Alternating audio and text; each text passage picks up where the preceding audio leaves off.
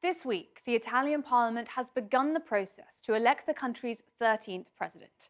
The election doesn't directly involve the general public, as it's held among 630 members of parliament, 320 senators, and 58 regional representatives. Electors are called to the Chamber of Deputies, where they cast their vote in secret, and when they're done, the Speaker of the Chamber reads out the name written on each ballot paper. Any name needs a two-thirds majority to be elected in the first 3 rounds of the vote. After that, a simple majority is needed. The session continues until someone is elected, and that can take days. The aim is to elect a new head of state before the 3rd of February, when the mandate of the current president, Sergio Mattarella, expires. So who can become president? You don't have to be a politician to be considered for the role.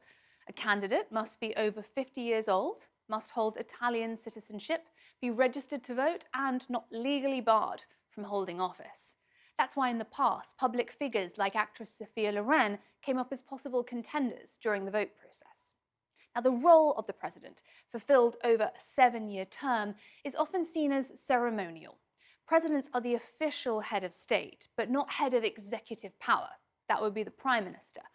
However, presidents authorize parliamentary bills and appoint new prime ministers and cabinet members. They can also refuse to appoint them.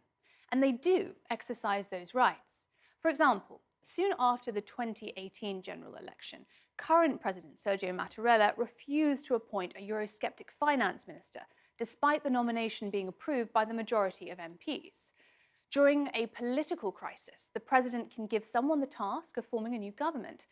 In 2021, Mattarella summoned former president of the European Central Bank, Mario Draghi, and asked him to form a new cabinet that would lead Italy through the financial crisis brought about by the coronavirus pandemic and the political crisis created when former Prime Minister Giuseppe Conte resigned over the collapse of his government.